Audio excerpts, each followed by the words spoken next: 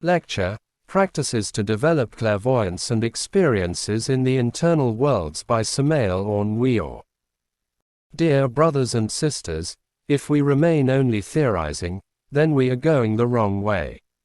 We need to be 100% practical, because the very intimate self-realization of the being is a very practical matter. Clairvoyance, positive and negative. We know well that between the two eyebrows, in the region between the eyebrows, there is a very important gland. I refer to the pituitary gland. It excretes a certain class of hormones. In medicine, the pituitrin is used, in the matter of obstetrics, to speed up child deliverance or to help child deliverance. That pituitary gland is unquestionably governed by Venus, and Venus is associated with copper. From the psychic point of view, in that gland we find a chakra or magnetic center. This chakra has 2 petals and 96 radiations. When this chakra rotates, clairvoyance is acquired. But the chakra can rotate in 2 directions. If it rotates from left to right, you have positive clairvoyance. You see when you want to see, and if you don't want to see, you simply don't use it, you don't see. But if you want to see, you see. But when that chakra turns negatively, from right to left, then people see against their will. They simply become psychic mediums, as taught by spiritualism. A clairvoyant medium does not control his faculties. That thing to see against your will, when you don't want to. Think about how serious it is. It is good that one concentrates and can see, but by one's own will. But seeing against one's own will.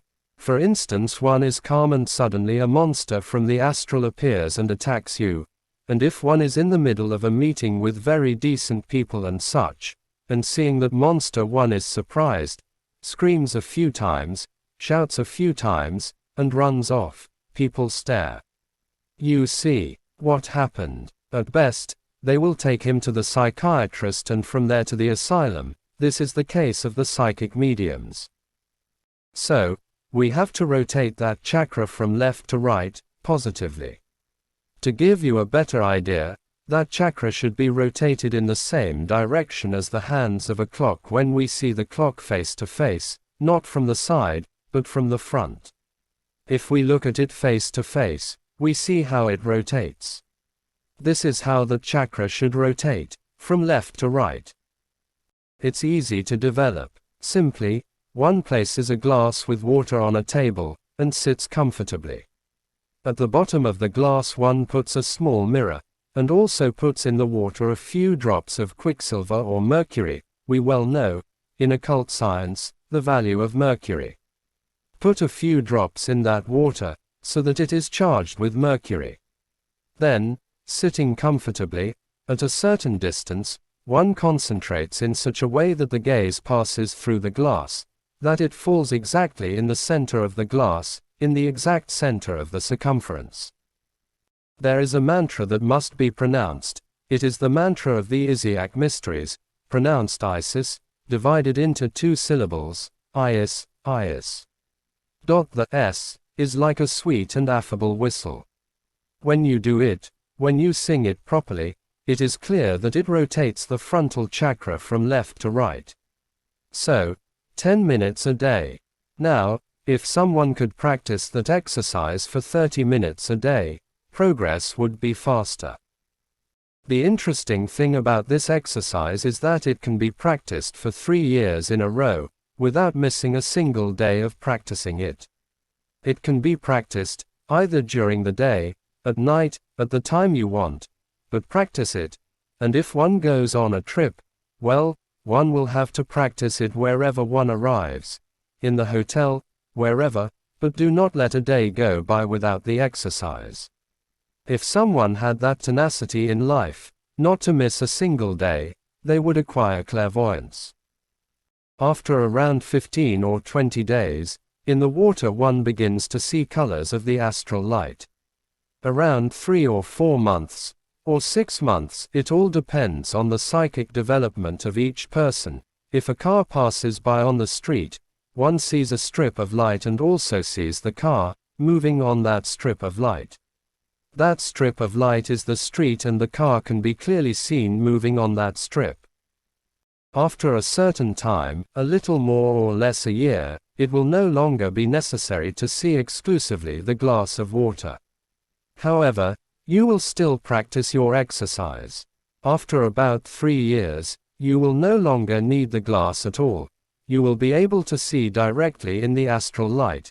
It will be enough for one to want to see, and one will see. Then you will have clairvoyance. Obviously, when you reach that level, with surprising ease you already see the aura of people. Blue, for example, indicates spirituality. A green aura, very green, indicates distrust, or jealousy. Bright green, skepticism. Leaden gray, selfishness. A brown gray, but not leaden, melancholy, sadness.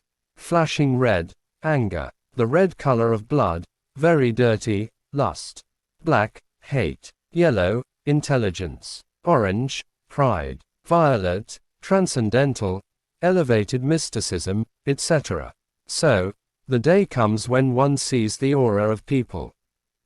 One has to always be using that organ for it to work, because an organ that is not used atrophies. How is it used? You have to close your eyes and try to see with the frontal chakra, break through the darkness, so to speak, to see the astral light, or to see the auras of people. In principle, the clairvoyant apprentice is, let's say, very meddlesome in the lives of others, and this bad habit must be abandoned. He has a tendency to see the aura of so-and-so, to see if it is true that he is with so-and-so, or to see the so-and-so aura to see if she is playing dirty. That is very serious, because that is not how the faculties develop. No, in order for powers to develop, it is necessary, then, to learn to respect others, not to interfere in people's private lives. Even if he sees the aura of people with the naked eye, he must know how to hide it, that is, know how to be silent about it, see the thing and keep quiet. If one proceeds like this, the chakra, the splendid chakra of clairvoyance, develops harmoniously. Meditation will also develop that chakra. Lie down in one's bed, calm, with your head to the north, relax one's body well, that no muscle remains tense. One will choose to imagine fertile ground, ready to be sown. Imagine that you are depositing the seed of a rose bush in that ground. Imagine that this seed is germinating, that it is growing, that it is developing, that it is putting out thorns and leaves, until one day the flower appears, the rose, living symbol of the solar logos. Then, go a little further, imagine how the petals of the rose are falling, how the leaves themselves are withering, how the plant is aging until it becomes a pile of sticks. This exercise is great. That kind of meditation, based on the birth and death of all things, will develop clairvoyance, it will develop it will help, it will assist in the development of that wonderful sixth sense. That step is essential. Much later comes another step, which is even more momentous. Do not forget that imagination, inspiration and intuition are the 3 obligatory paths of initiation. Inspiration. Once one is able to see the astral light, once one is able to see the aura of people, once one is able to see the elementals of plants, one will have to pass to the next state, which is called inspiration. Continuing with the exercises on the birth and death of all things, we can also reach the step of inspiration. If we imagine that we have sown the seed and that the rose bush is growing little by little, that it is putting out thorns, leaves, and that it finally puts out roses, we can also think of the death of that rose bush, until it becomes a pile of sticks, and then feel inspired.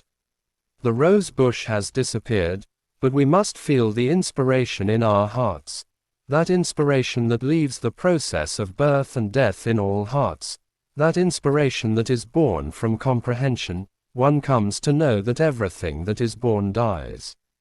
It becomes, then, a something there, which is called inspiration. One must try to enter a state of ecstasy, of love for everything created, of love for the divine, so that inspiration arises in one. The day will come when one will not only be able to see, but at the same time feel inspiration.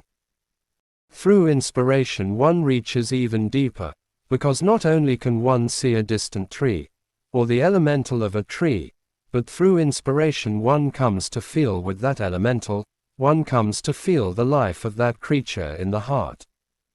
Intuition. Imagination, inspiration and intuition. The third rung is intuition.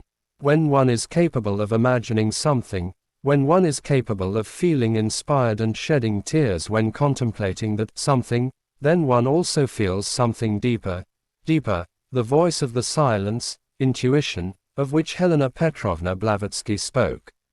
Intuition is wonderful. Through imagination one can see the astral world. Through inspiration one can reach the mental world.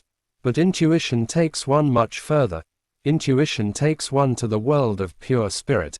Then one can contemplate, there, the spectacle of nature, of the universe, see nature, the universe, as it is, move in the world of pure spirit, converse with the devas, with the Elohim or Prajapatis, with that creative host of the demiurge, to be able to speak directly with them, to receive from them the teaching, the wisdom. This is intuition. Do not forget, then, that imagination, inspiration and intuition are the three obligatory paths of initiation. At first the work is hard. It is convenient to start with the exercise of the glass of water. Close your eyes to try to break the darkness and see the astral world. Don't forget the mantra Isis. Practice meditation, imagining what you want to imagine. That is the first step, imagination. The second is to be able to feel inspired, to go beyond reasoning, words, to the point of feeling the palpitation of all the hearts of the universe in oneself. To feel like a brother or sister of the rivers, brother or sister of the birds that fly, brother or sister of the tree. To come to comprehend that the whole universe, in general, has been created by the Word. If one reaches such a degree of inspiration, knowledge is greater. And finally, through this path of inspirations, prayers, exaltations, it is possible to penetrate the realm of intuition. This is the realm of pure spirit. It would not be possible to really understand the strictly spiritual beings who live there, in the region of the Elohim. If one has not have developed intuition, one would understand nothing, because they speak in a certain way, in a certain manner, and if one is not intuitive, one does not understand them. You have to know how to understand them. An experience with the angel Baruch. And he was withdrawn from them about a stone's cast, and kneeled down, and prayed, saying, Father, if thou be willing, remove this cup from me, nevertheless, not my will, but thine, be done. And there appeared Baruch, an angel unto him from heaven, strengthening him. Luke 22:42, 43. I still remember, many years ago, perhaps 40 or 45 years ago, at that time, I was still in that state called crestfallen, as they say, a fallen bodhisattva. However, it is obvious that I had not lost my faculties, and in the astral world it occurred to me to invoke nothing less than the angel Baruch, who was the master instructor of Jesus of Nazareth. You will say, but how, if Jesus is the master of masters? I do not deny that to you, but you cannot deny that he was in Egypt and that there he sat on the benches to receive classes, as you are receiving here. He also had to, let's say, review the entire teaching course, before starting to fulfill the great mission that he accomplished, and his guru at that time was the angel Baruch. But see what occurred to me, to call none other than the angel Baruch, the master of Jesus of Nazareth. I was quite daring, in times when I was in that state called crestfallen, as they say. Well, and the angel Baruch came to me. Yes, he came to me. He is a very ancient Elohim. He has a unique wisdom. Sure, he came out of the interior of the earth. Yes, sir. Where did he come from? From the heart of the earth. He opened a floodgate and together with his disciples, he approached me. I am the angel Baruch, he replied. Why did you call me? I need to talk to you, was my answer. I was quite daring at that time, wasn't I? Yes, that's how it is, when one is in that state called crestfallen, and one considers everything so easy, and it was not difficult for me to be able to talk to him. Well, he sat down on a comfortable sofa and told me, you can talk, in that language they have, which is not a dry language like ours down here, but sweet, you can talk. At that moment, the angel Baruch seemed a beautiful maiden, for it is well known that every divine being has two souls, the spiritual soul, which is feminine, and the human soul, which is masculine. From himself he withdrew his feminine soul, that is, his Valkyrie, in order to talk to me. The first thing I told him was the following: I need a key to instantly awaken clairvoyance in any human being. The master, or that little lady, master lady, looked at me and answered, I cannot give you that key. Okay, then I need another key. Which? I need a key so that every human being can instantly leave the physical body and astral project themselves, whenever he or she feels the whim to do so. The phrases I was using were not, by the way, very beautiful, were they? They were certainly not the phrases an initiate should use. Alas, I had a very fat ego. What else could you expect from me? Then the master answered, I cannot give you that key either. I was wicked at that time, about 45 years ago, again, in that state called crestfallen, because I had come to this world as a fallen bodhisattva. So, I told her, okay, at least, give me a key to raise money, because I am in a terrible situation. The master answers again, I cannot give you that key either. But then, of course, I kept looking at that ineffable lady, lying on a comfortable divan, with a beautiful headband, right? Well, frankly, someone who is a man, of the male sex, right? He even seemed pretty, to me, very gracious. She seemed more and more likable to me.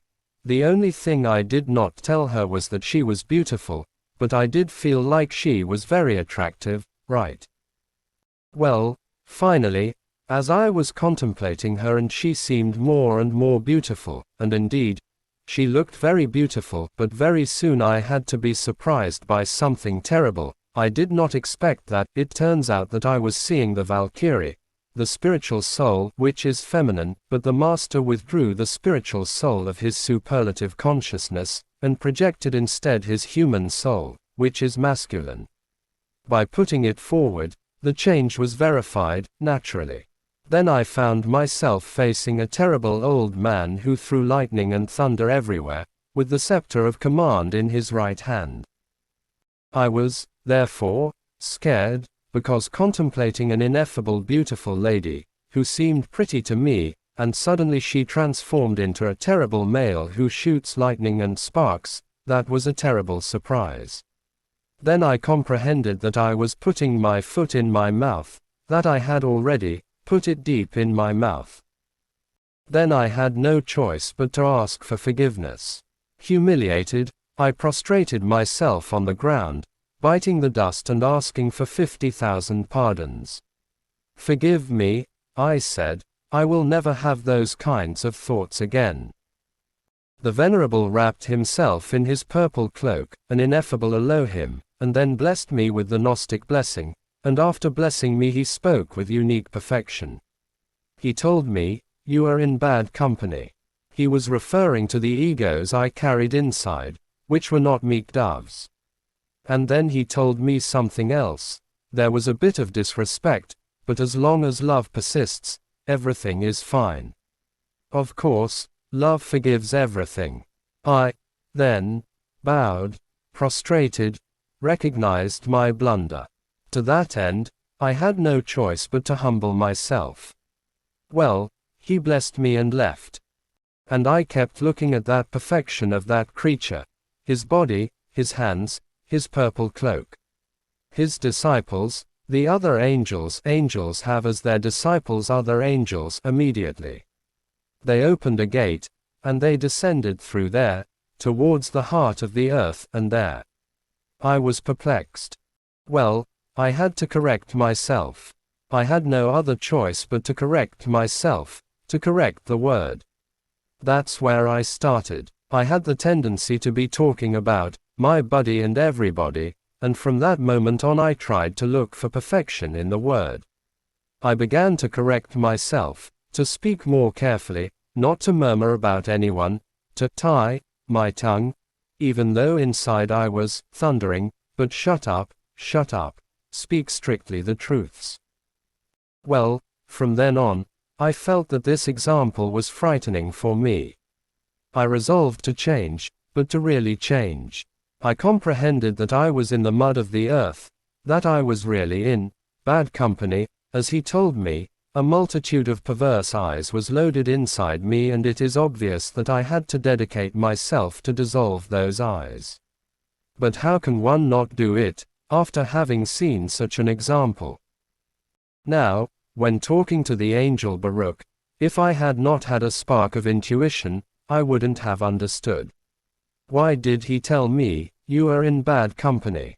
Why did not he want to give me those keys that I asked for? That cannot be understood except with intuition. Why did not he want to give me the key to awaken anyone's clairvoyance instantly? Why didn't he want to give me the key to be able to astral project someone, or to teach humanity how to astral project whenever they wanted? His silence, I only came to understand it with intuition. So that imagination, inspiration, intuition, are the three obligatory paths of initiation. If one meets the Elohim, face to face, one can only understand them if one is intuitive. If one is not intuitive, how could one understand them? How? One needs to be intuitive to be able to understand them. An experience with Minerva.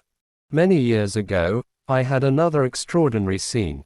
In a wonderful sanctuary, I made an invocation.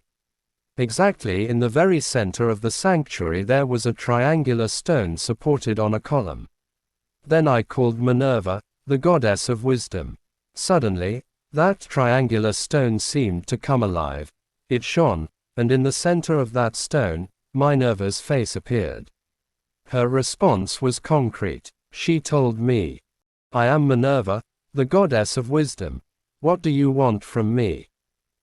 "Wisdom," I told her. "What do you want wisdom for?" "To help humanity." Minerva was silent and disappeared, and only his blue eyes remained suspended in the environment. All that was left was the triangular stone supported on that post, on that stone column. Had Minerva given me the answer, yes or no? What do you think? Had she given it to me or not?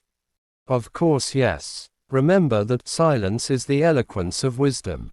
Of course, the answer was in the stone, in that triangular stone, supported on a stone column, the living column, there was the answer. What does that triangular stone represent? It represents the three forces, the holy affirmation, the holy denying, the holy conciliation, Brahma, Vishnu and Shiva, the positive force, the negative force, the neutral force, the Father, the Logos and the Holy Spirit. And that column, what does it represent? It represents that original ray, from where those three divine forces emanated, what Gurdjieff would call, the active Okidanok, omnipresent, omnipenetrating. From that active Okidanok, or great breath, as the Master Blavatsky says, these three original forces come into being, but that active Okidanok, in turn, comes from the sacred Absolute Sun. The active Okidanok could not create the universe by itself. It needs to unfold into the three primary forces, so that they make a creation. But the interesting thing about all this is that the sacred Absolute Sun wants to crystallize within us the three primary forces of nature and the cosmos. If we cooperate with the sacred Absolute Sun, these three forces will come to crystallize in us.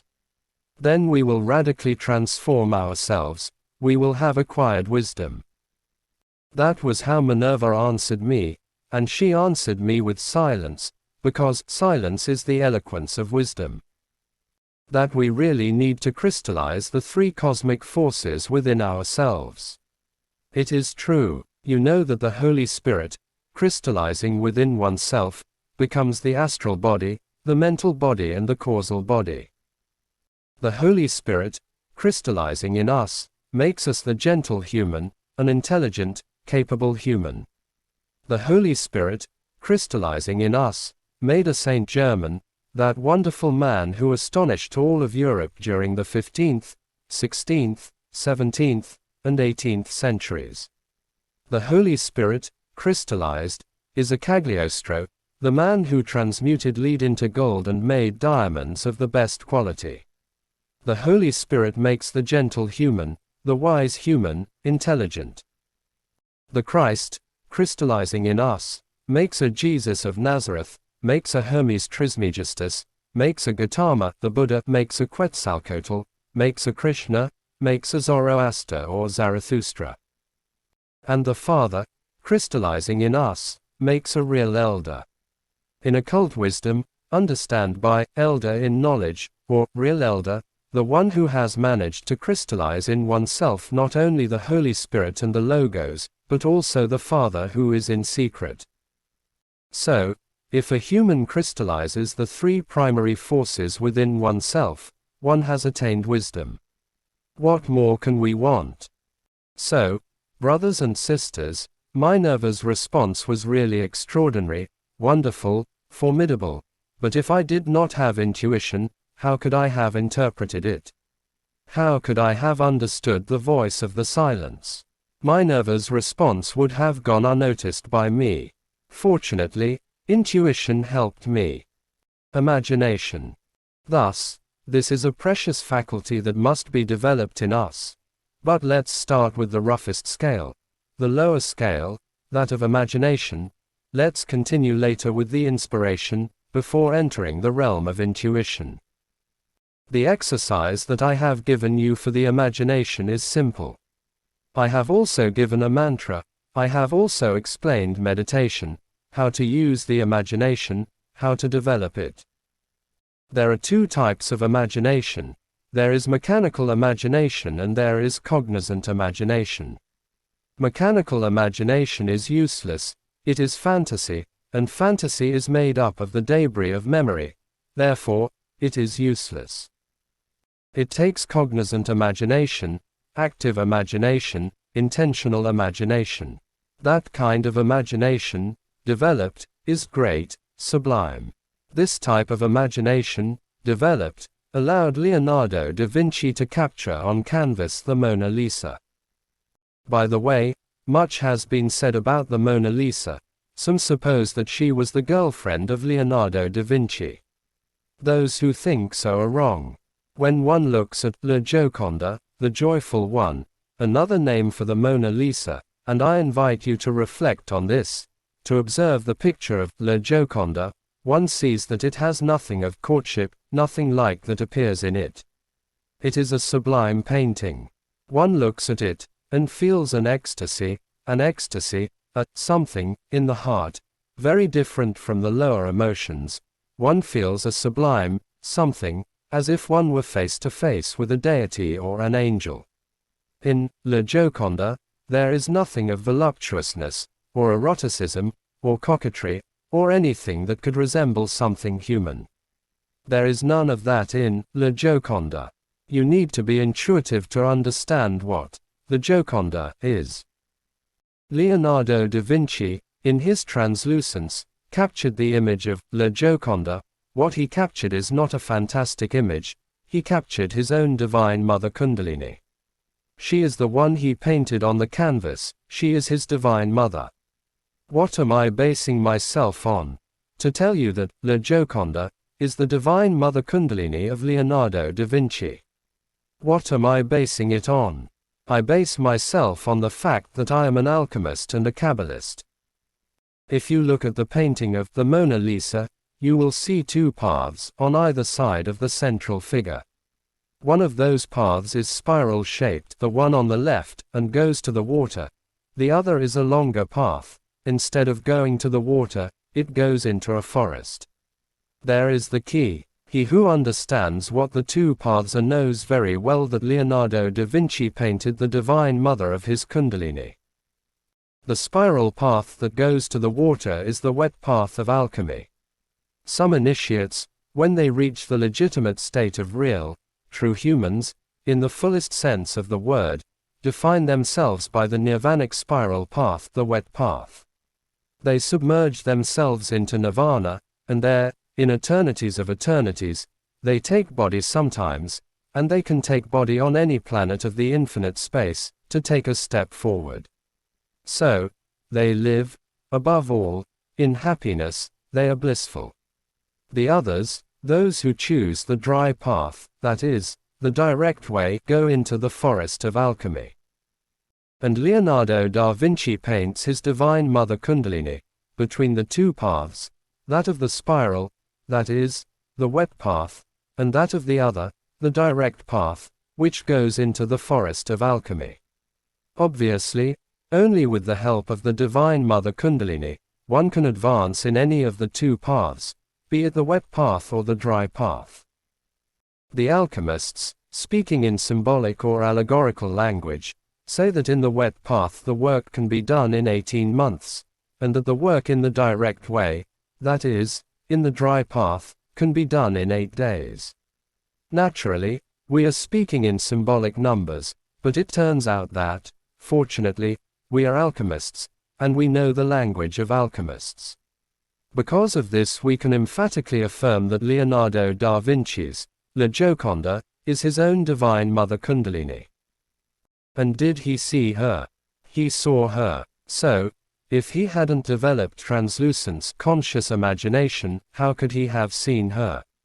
But he had developed translucence, and even more, he had climbed the scale of inspiration and had also reached the third scale, which is that of intuition. Imagination, inspiration and intuition are the three mandatory paths of initiation. It is necessary that all of you, therefore, begin to comprehend the need to start by going up, even if it is the first step, that of imagination. Even start there, because if you begin to take the first step along the path of imagination, later you will take the step towards inspiration and much later towards intuition. But don't get bottled up in the intellect and nothing more, because the intellect is only a very low step. It is necessary that you take a step up, because there is another step which is to enter the level of imagination, and much later another step is taken that takes one to the level of inspiration, and much later another step that takes one to the realm of intuition. One must not remain bottled up in the intellect. That is the error of many who fail in these studies, because they remain trapped in nothing more than in the intellect, and the intellect can never lead us to enlightenment. When do you perhaps believe that the intellect can lead someone to enlightenment? Those pseudo-esotericists or pseudo-occultists who have remained bottled up in their intellect reach old age without having done anything, completely unsuccessful in these studies. So, let us not remain in the intellect. No, let's start once and for all by taking the step into the realm of imagination. As you understand this, practically, you will advance more and more and more. A practice to develop clairvoyance. There are some practices, which are the ones I told you about, that I only tell you. And I'm going to give you a daring one, to see if you also become daring and do it. Let's see. The one I am going to give you is the following. Place a large mirror in front of you. On the right side, a candle is lit, but in such a way that the flame is not reflected in the glass. Magnetize the mirror, strongly. Next, concentrate on the heart, yes, on the heart, deeply, pronouncing the mantras Om Hum, to open the heart chakra. Beg Mother Kundalini to do it. Imagine, and this is a strong work of imagination, that in the heart there is a deep cavern, a cavern on fire, a cavern where there is a lot of fire. Imagine that the Divine Mother appears there, in the form of a serpent. Ask her to appear, also ask her to appear, but pronouncing the mantras Om-Hum. Close your eyes, enter deep meditation. Bring a little drowsiness, just a little, and combine that with meditation, and so, between dreams, asleep, and awake, you manage to see the snake there. Then, when you can see it, ask the snake to show you in the mirror the images of your past incarnation, your past return, your past existence, to be more clear. And having said this, concentrate on the mirror, staring, without blinking, until the mirror, as a mirror, disappears. If we manage to make it disappear looking without blinking, then another figure will appear in its place, the figure of our person, of our personality in the past existence. It takes a lot of courage, that's clear. And if we keep begging the Divine Mother, if we beg her to make us see that past existence, just as it happened, if the concentration is good, we can really see the past existence just as it happened. That is another wonderful way to get to know your previous existence, and those before that. By this procedure, not only the previous life can be reviewed, but all previous lives can be reviewed. You have to be practical. If one remains bottled up in nothing more than the intellect, nothing more, one does not get anything, because the intellect is not good for that. The intellect is useful, yes, very useful, we all need it, but within its orbit. A planet also has existence and is useful within its orbit. The atom, within its orbit, is correct. But if any planet were to fall out of its orbit, it would cause a catastrophe, it would be useless. Likewise, any faculty out of its orbit is useless. The intellect is useful within its orbit, out of its orbit, it is useless. But our mistake is to believe that it is for everything, and that with the intellect we have see the mysteries of life and death, etc., and that is false. I don't want to tell you to destroy the intellect, no, that's not what I'm telling you. What I am telling you is that we leave it within its orbit and that we truly go up the paths of imagination, inspiration and intuition, that we need other faculties, that only in this way can we become enlightened.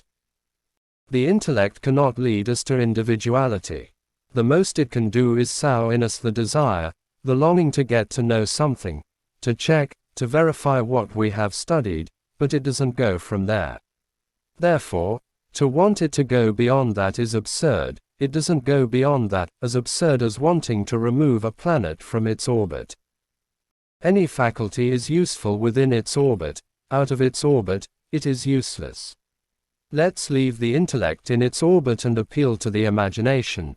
We are going to develop it, and when we have already developed it, then we will go up the scales of inspiration and intuition. Reflect on all this, my dear brothers and sisters, reflect.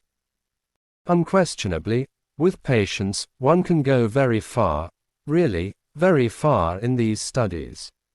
But we have to work, because if we turn everything into theory, then we stay in pure theories.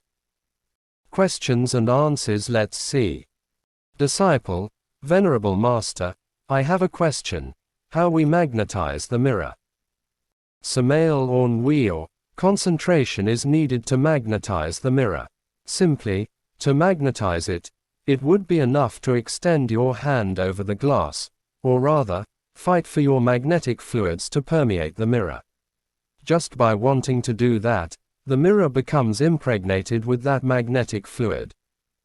Now, the Om-Hum mantras are to open the heart chakra. And the memories of past lives, where are they? In the heart. If we open that chakra, it is obvious that we will be able to have access to our memories of our previous existences. So, you see that this practice that I am giving you is from Tibet, from the Himalayas. I do not deny that in AMORC, organization, of California there is a similar exercise. Those who have received the first initiation of AMORC know well that they put a couple of candles in front of a mirror, that the guardian of the threshold is invoked, and that finally, then, the figure of the guardian of the threshold appears. They know well the words that are said, etc. Behold, this exercise is different.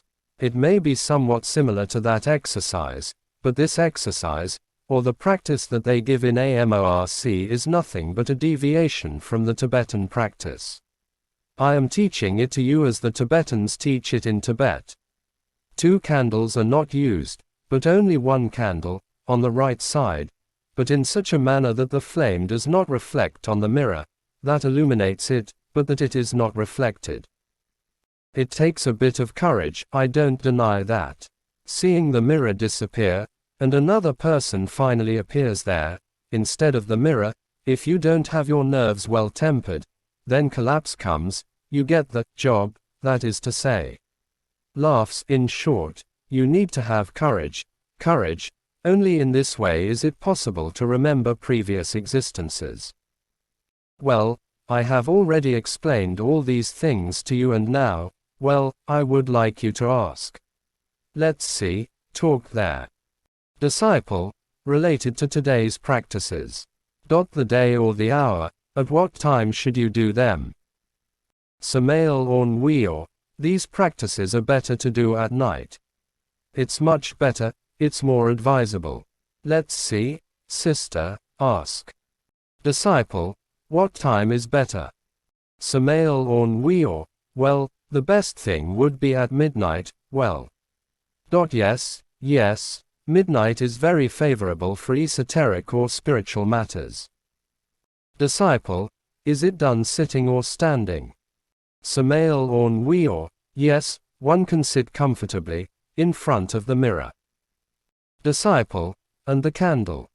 Samael Aun Weor, yes, the candle should be on the right side, but in such a way that the flame is not reflected on the glass. Disciple, and the electric light? Samael Aun Weor, no, you have to turn off the lights, even if you feel there are scary things out there. Let's see, brother. Disciple, master, regarding the exercise of the glass, when you concentrate on the glass and during the next 10 or 30 minutes, should it be with your eyes closed or with your eyes on the center of the glass? Samael Aun Weor, with the eyes on the center of the glass. Nor with the eyes wide open, like the eyes of a toad, absolutely. Thus, with the eyes half closed, not totally closed but slightly but still able to see the water. Yes, brother, ask the question. Disciple, master, excuse me, I was not able to capture in my memory what should the glass have inside. Samael Aun Weor, a few drops of quicksilver or mercury, which is the same thing, are thrown into the water, and a small mirror is placed at the bottom of the container, at the bottom of the water. Disciple, and if one does not have that, does it give the same result? Samael Aun Weor, it does work, but the better the kaleidoscope is, as it is called, so much the better. Yes, brother. Is Samael a pseudonym? Disciple, master, I understand that your pseudonym is Samael and your real name is another. What is it, according to the consideration that you have made, that you have found your true personality? Samael Aun Weor, well, I am going to tell you the truth. It turns out that Samael is not a pseudonym that we say. Many believe that it is a pseudonym, but it is not. I indeed am Samael. You will have heard or read in Kabbalah that they speak of Samael and he is depicted as the regent of the planet Mars, as an angel or an archangel, whatever you want to call him, and he is also depicted as a demon of black magic. Well, the harsh reality of the facts is that I am Samael, and I say it frankly, I am. And if I had to go to a firing squad for saying who I am, I would go with great pleasure, but I have the courage to say it. So, I have not given myself any pseudonym. Why is it said that he was first an angel and then a devil? What does that mean? Well, simply, that in the Central Asian plateau, when the Aryan race began to exist on the face of the earth, then I made the same mistake as Count Zanoni. I had an immortal body, a Lemurian body, that is, from Lemuria. I saw Lemuria sink through 10,000 years in the Pacific Ocean. I knew Atlantis with the same Lemurian body. I saw Atlantis sink and I accompanied the Vayivasvata Manu in his exodus. So, we fled from Atlantis with that select people, heading to the Central Asian plateau, and I kept the same body. It happened that a revolution of the axes of the earth came. The seas changed their beds and swallowed Atlantis. Of course, the Vayivasvata Manu had already warned the populaces of what would have to come. The Vayivasvata Manu was the true biblical Noah, and he warned them. He told them a great catastrophe is going to come, but they laughed at him. Nobody believed him. Unfortunately, I repeat, I made a mistake on the ancient continent of Asia, now Asia, in the Himalayas. There were different kingdoms there. I lived in one of those kingdoms along with all those who had managed to save themselves from the Atlantean catastrophe. I had been forbidden to take a wife, because the sons of the gods were forbidden to have a wife. We no longer needed it. But I did not obey. I fell in love and that was it. I failed on that side. I took a wife. As a result, my divine mother Kundalini called me to a deep cavern. She showed me the fate that awaited me. I saw rain, tears, mud, diseases, misery. I saw myself as a wandering Jew through all the countries of the earth. I asked her for forgiveness. I promised her that I would leave that woman now. Even though I loved her, I would gladly leave her to serve her. But it was not possible. I had already messed up, and after messed it up, no way. As they say out there, after gouging an eye out of its socket, not even a prayer to Santa Lucia can help you. Conclusion: already fallen, then they took away from me that splendid immortal body of Lemuria, and I was subjected to the wheel of births and deaths, like any neighbor's son, like anyone else. That is why I say, my real inner being is, certainly, the ruling monad of the planet Mars. As for me, I am his bodhisattva, but since I had become a fallen bodhisattva, all the egos had resurrected in me, so I had become a true devil. I was doing very badly. I was in that state called crestfallen. But in this existence, I comprehended the need to eliminate all the psychic aggregates and to carry out the great work, and to return to the Father. So, I am speaking to you with my heart on my hand. I am Samael Aun Weor is my name as a bodhisattva. Samael is the name of my inner spark, of my monad. I am aware of the dawn of life. I attended the dawn of creation. I have been here with this humanity since the dawn of creation began, since the heart of the solar system began to beat after the deep night of the great pralaya. And I came here, because my deep inner God sent me here, my Father who is in secret, with the purpose of serving humanity, and I believe that I am serving it. I am working for humanity. I remained a few centuries fallen, of course. But thank God I have risen from the mud of the earth, and I am dedicated to work, to doing the great work of the Father. So, I say what I have experienced. I am inside this body to help humanity. But in the name of truth I tell you, I am the Archangel Samael. If people don't believe, I don't care. And if they laugh at me, I don't care either. I comply with saying what I am when asked, regardless of whether they believe, if they don't believe, if they laugh, if they doubt. There they are. The only thing that touches me is to say what I am when I am questioned, and to teach the doctrine for which I have come, the one that I have come to give by order of the Father, of my Father who is in secret. And that's all. Let's see. The end of our civilization. Disciple: Master, how much time do we have left? I'm talking about conventional years. for the next big change. Samael Aun Weor, for the next catastrophe you will say.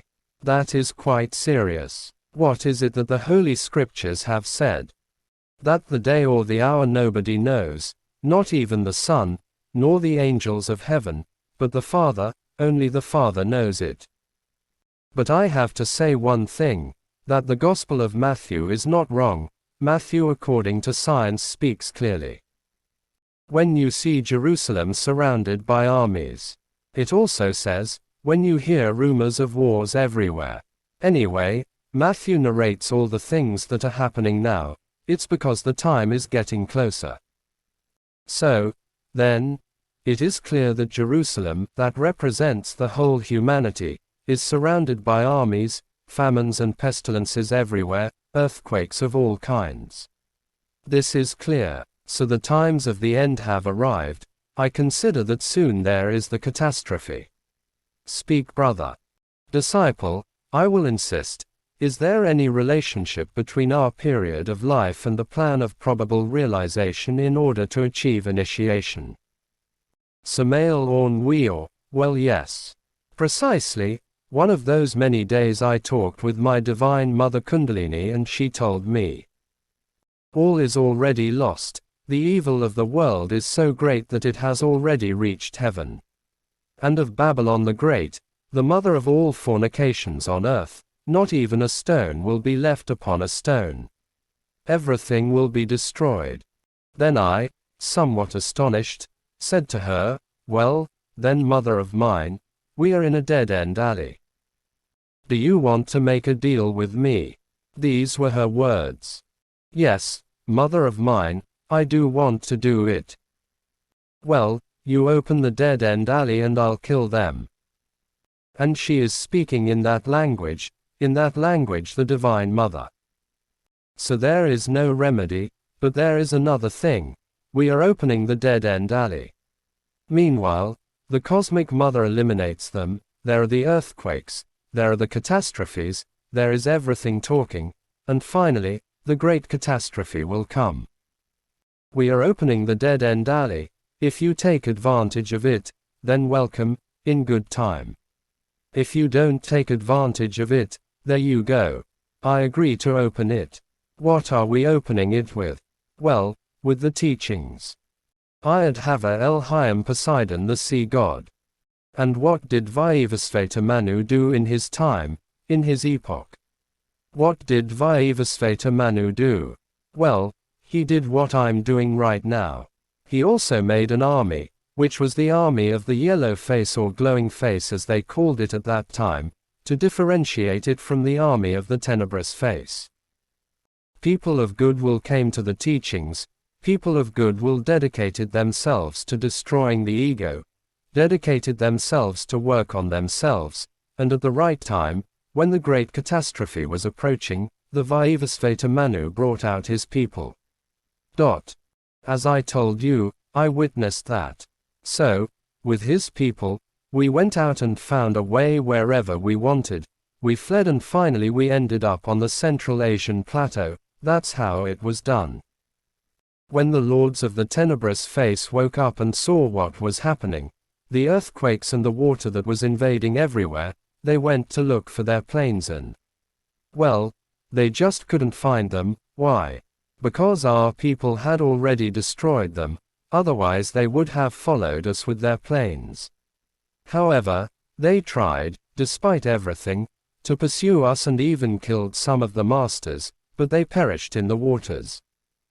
That is being done now. A selected people is being made. And if today everyone does not believe, at that time they did not believe either. And if they laugh today, at that time, they also laughed. And if today they say that we are crazy, at that time they also said the same thing. That is the same, it is the law of recurrence. But in the end the catastrophe will come. Herculubus is already approaching. They say that this planet belongs to the Tylo solar system. I say that it belongs to that system. It is a planet about 6 times bigger than Jupiter. It will pass through an angle of our solar system. It will pass too close to the Earth, and obviously, well, it will produce a revolution of its axis, so what was the equator will become the poles, what was the poles will become the equator. But the mere approach of Herculubus is more than definitive because it will pull the fire from the interior of the earth and volcanoes will appear everywhere, earthquakes will intensify. And remember what the secret doctrine of Anunnaki says, that the children of the fifth sun will perish by fire and earthquakes, and we are the children of the fifth sun. And if we have already seen Herculubus, if it is within sight of the telescopes, what can we deduce by simple common sense? That the catastrophe is at the gates, right? Now, I am going to tell you something extraordinary. When in my present existence I reconquered, I say, reconquered, because I already told you that I was a fallen bodhisattva, and I had to fight a lot to get up again. I reconquered, I clarify, the degree of qualified adept. Obviously I was received in the causal world, because the causal world is the temple of the Great White Lodge, and it was there where they had to receive one. Inside the temple, the followers made completely militarized parades. Everyone greeted me with this greeting, the Gnostic greeting. The movements inside the temple were completely military, paraded before my worthless insignificant person, only to welcome me, to receive me, as they do with any adept received in that region. The transmission was made entirely telepathic. I did not see a single smile on all the followers. There were followers from China, Germany, England, France, and from all over the world. Followers who were working on the great work of the Father, but there was not a single smile on anyone. There was in them all a tremendous seriousness. Telepathically the entire transmission was made to me. Without words, I was told about the great event that is going to take place and that it is already at the gates, of the millions of human beings who are going to perish by fire and water, and earthquakes, of the wars that will come before, of the famines that await us, of the epidemics, of the terrible desolation. Totally, in them there was nothing of joy, nor smiles. There was no time to smile. There was a terrible, horrible seriousness. I was made to understand the great responsibility that weighs on my shoulders, which is to guide the World Salvation Army. That's how I understood it. The transmission was telepathic. I was also told that a ship that did not work would be cut off. That is, if a Gnostic group suddenly gave themselves up, let's say, to negligence, for not disseminating the teachings, for laxing, in a word, that group would be cut off. The psychic force would no longer be given to that group, the force from above, from the superior worlds. That group would fail. That's right, because the work is profuse. It is about making an army, and before the tremendous catastrophe comes, the army has to be secretly taken out and taken to a place. I know where it is, but if I say it, I would harm the Father's work. Nothing bad will happen in that place. There the brothers and sisters of that army will be taken, but only the brothers and sisters who really show that they are working on themselves will be taken to that place. At their time, on their day, in due time they will receive the warning, brother, the time has come. And we will meet to go to that place from where we will contemplate the jewel of fire and water, for centuries. And from parents to children, all of us, we will be contemplating the terrifying jewel between the elements. And after 2 centuries, then, when new lands come out from the bottom of the seas, then that select people will go to live in those new lands. They will become the nucleus of the future 6th root race. Obviously, in that interval the earth will be engulfed in fire and water vapor. During that interval, the ego will have to finish dissolving, because in the new age, in the golden age, no one who has an ego will be given a physical body. It is forbidden to give a physical body to someone who has an ego. Because only one person who had a physical body having an ego, that alone would end. In fact, with the golden age, it would corrupt all humans, it would harm them. That is the harsh reality. In the golden age there will be no borders. It will be a transformed land, a regenerated land. What I am telling you is symbolized by the winged bull.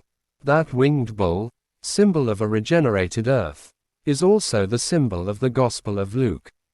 The Gospel according to St. Luke is the Gospel according to light.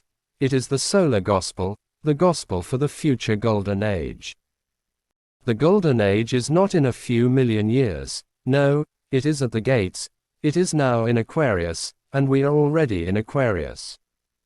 Nostradamus says, it is under Aquarius that the Golden Age comes, and Nostradamus was never wrong. Furthermore, facts are facts. Herculubus is within the sight of telescopes, so what else do we want? Thus, the objective of these studies is precisely that, to prepare a group of people who will serve as the nucleus for the future sixth root race. That's the bottom line. If you cooperate with the Son, Christ, if you work on yourselves, you will be able to form part of that nucleus. It would be wonderful if you become part of such a nucleus. Why is that future Earth called the Golden Age? I am going to tell you, because just as we have the terrestrial year with its 4 seasons, spring, summer, autumn and winter, so we also have the great sidereal year.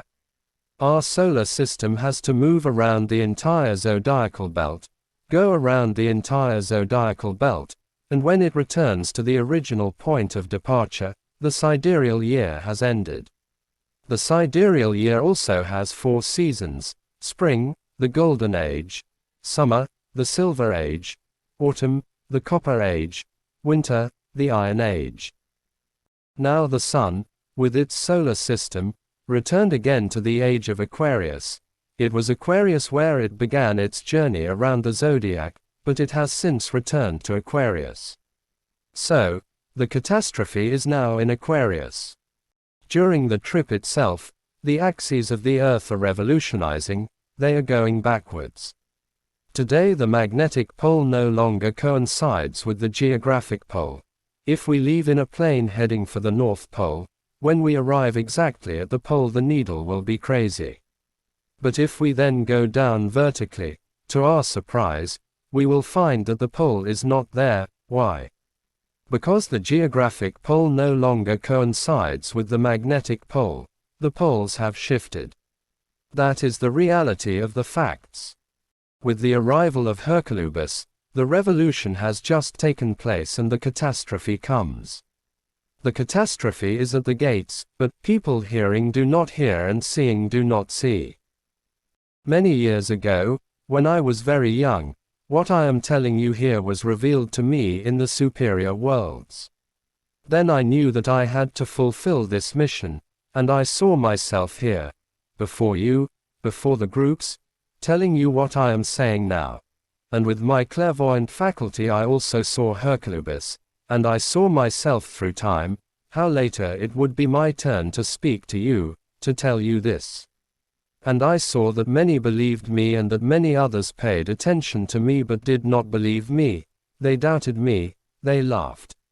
I also saw myself in the streets, talking to people and they did not believe me, but finally, the catastrophe came and finished them all.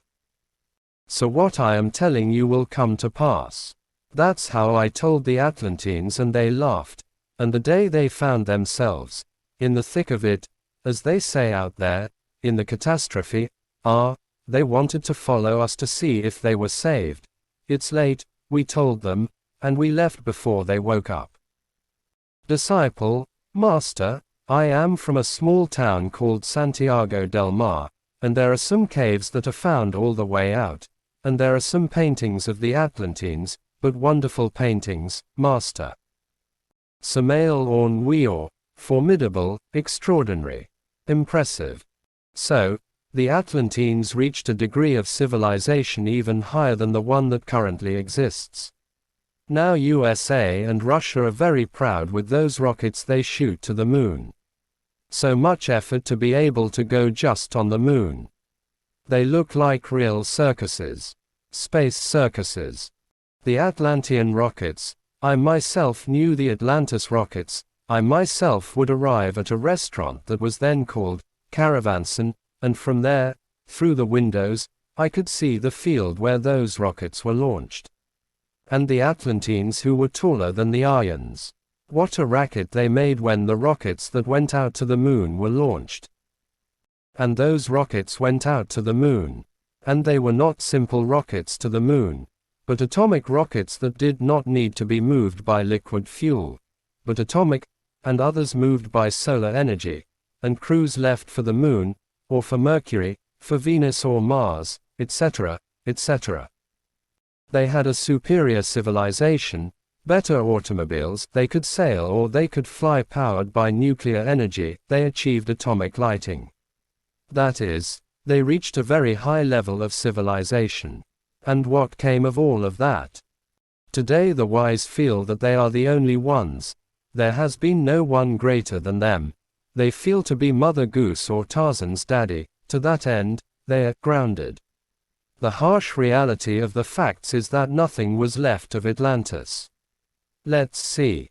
Disciple, Master, what of those who don't save themselves, or those that are not saved? Will they have to continue evolving? The earth, where are they going to go, or where are we going to go? Samael Aun Weor, well, this dogma of evolution doesn't work in these cases, you know. The harsh reality of the facts is that if one does not dissolve the ego, then there is no other choice but to dissolve it, and it is dissolved down there precisely, in the infernal worlds. Do not believe that evolution is the only thing, no. Although it is true that above the three-dimensional zone of Euclid are the superior dimensions of nature and the cosmos, below the three-dimensional zone of Euclid are also the natural infra-dimensions, the 9 Dantesque circles within the interior of the earth are not fancy. Dante stated something very serious. There are those 9 circles, there are 9 infra-dimensions. They come from within the bowels of the earth, within the natural infra-dimensions. Those who have already lost all opportunity devolve. They do not evolve but devolve. There, in the infra-dimensions the ego disintegrates and turns to dust. Inferential peace.